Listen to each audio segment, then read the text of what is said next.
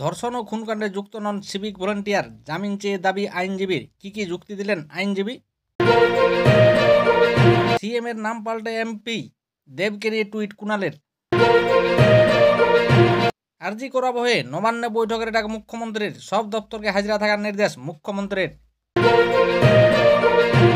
আরজিকর কাণ্ডে ৩ জন পুলিশের সিবিআই হেফাজতের দাবি শুভেন্দুর। কে আছেন তাদের মধ্যে? ধর্ষণ বিরোধী অপরাধে বিল রাষ্ট্রপতিকে পাঠালেন সিবি আনন্দ বোস, মিলছে টেকনিকের রিপোর্টও।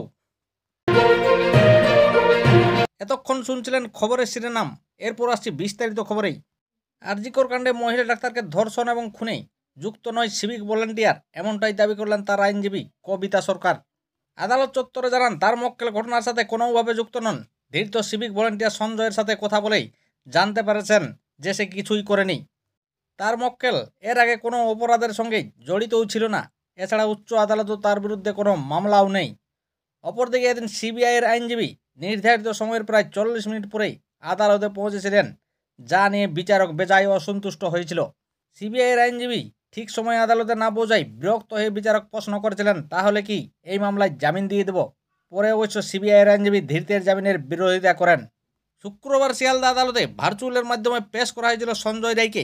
সেখানে ধৃত সিভিক ভলেন্টিয়ার জামিনের আবেদন করেছিলেন তার আইনজীবী। সেই দাবি যদিও আদালতে খারিজ হয়ে যায়। এরপর আদালত সঞ্জয়কে 14 দিনের জেল হেফাজতের নির্দেশ দেয়। ফিরে আসছি পরবর্তী খবরে। 6 মাসের ব্যবধানে একই স্বাস্থ্য পরিষেবার দুবার উদ্বোধন। মার্চ মাসে ভার্চুয়ালি সেন্টার উদ্বোধন করেছিলেন মুখ্যমন্ত্রী মমতা বন্দ্যোপাধ্যায়। আর গত 4 সেপ্টেম্বর ঘাটালের সেই ডায়ালিসিস সেন্টারের উদ্বোধন করলেন দেব। আর সেই ছবি প্রকাশ করে দেবকে কটাক্ষ করলেন তৃণমূল নেতা কুণাল ঘোষ। শনিবার সকালে দেবকে কটাক্ষ করে টুইট কুণাল ঘোষ স্পষ্ট লিখলেন, সুপারস্টার একেই বলেই। 12 মার্চ 2024 ঘাটাল হাসপাতালে ডায়ালিসিস ইউনিটের উদ্বোধন করেছিলেন মুখ্যমন্ত্রী মমতা বন্দ্যোপাধ্যায়। আর এবার 4/9/2024 তারিখে একে ইউনিটের উদ্বোধন করলেন সাংসদ দেব। আর উদ্বোধক হিসাবে সিএম এর নাম পাল্টে এমপি। এরপর আসছি পরবর্তী খবরে। আরজি করে মহিলা চিকিৎসককে ধর্ষণ এবং খুনের ঘটনায় তোলপাড় গোটা রাজ্য। আর এই ঘটনা প্রকাশ্যে আসার পর থেকে রাজ্য সরকার কিছুটা অস্বস্তিতে রয়েছে।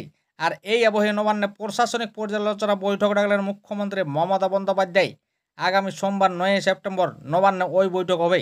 আর বৈঠকে রাজ্যের সব দপ্তরে কর্তাদের উপস্থিত থাকতে বলা হয়েছে। নবান্নের তরফে বৃহস্পতিবার একটি বিজ্ঞপ্তি জারি করে জানানো হয়েছে, 9 তারিখ বেলা 1টায় নবান্ন সভাঘরে পর্যালোচনা বৈঠক করবেন মুখ্যমন্ত্রী।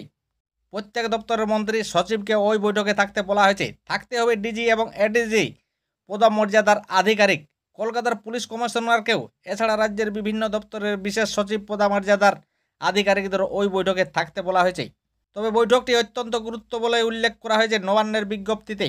আরজি করের ঘটনার পর পুলিশের ভূমিকা নিয়ে প্রশ্ন উঠেছে। নানা মহলে সরকারের অবস্থান এবং আচরণ সমালোচিত হয়েছে।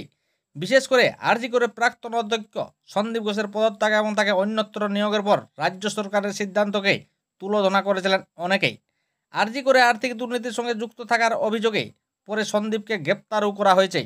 আরজি করা বহে রাজ্যের সর্বত্র যখন সরকারের ভূমিকা সমালোচিত, তখন বিভিন্ন দপ্তরে কাজের অগ্রগতি কিছুটা থমকে গিয়েছে বলেই মনে করছেন প্রশাসনিক মহলের একাংশ। তাদের মতে নবান্নের ওই বৈঠকে দপ্তরগুলিকে নতুন উদ্যম কাজ করতে উৎসাহ দেওয়া হতে পারে বলেই মনে করা হচ্ছে। এরপর আসি পরবর্তী খবরে। কলকাতা পুলিশের ডিসি নর্থ অভিষেক গুপ্ত, ডিসি সেন্ট্রাল ইন্দিরা মুখোপাধ্যায় এবং সিপি বিনীত গোয়েল, এই তিনজনের হেফাজতের দাবি করছি। সিবিআই তাদের নিজেদের হেফাজতে নিক, বললেন বিরোধী দল নেতা শুভেন্দু অধিকারী। এরপর আসছি পরবর্তী খবরে। আরজি করা হয় জনতার চাপের মুখে পড়ে তৎপর হলো রাজভবন। জটিলতা কাটিয়ে বিলটি দ্রুত পাঠানো হলো রাষ্ট্রপতির কাছে। রাষ্ট্রপতি সই করলে তবেই তা আইনে পরিণত হবে। 3 সেপ্টেম্বর বিধানসভায় ধর্ষণ বিরোধী, অপরাজিতা নারী ও শিশু বিল পেশ করা হয়। বিজেপি এ নিয়ে বিরোধিতা করেনি, ফলে তা পাস হয়ে যায়। আর ওই দিনেই বিধানসভাতে মুখ্যমন্ত্রী বিজেপি বিধায়কদের অনুরোধের সুরে বলেন, রাজ্যপালকে বলুন যাতে দ্রুত সই করে দেন। আর এই গুরুত্বপূর্ণ বিল রাজভবনের স্বাক্ষর না মিললে ধর্নায় বসারও কথা বলেছিলেন মুখ্যমন্ত্রী। অপরাজিতা বিল আইনে পরিণত করার জন্য রাজ্যপালের কাছে পাঠানো হয়েছিল সইয়ের জন্য, কিন্তু বিলের টেকনিক্যাল ত্রুটি রয়েছে, এই যুক্তিতে তা সই করেন সিবি আনন্দ বোস। তবে এ নিয়ে শুক্রবার সকালে নবান্ন রাজভবনের মধ্যে জটিলতা তৈরি হয়। তবে বিকেলে সেই টেকনিক্যাল রিপোর্ট হাতে এসে রাজ্যপালের, আর তারপরেই তা পাঠানো হলো রাষ্ট্রপতির কাছে।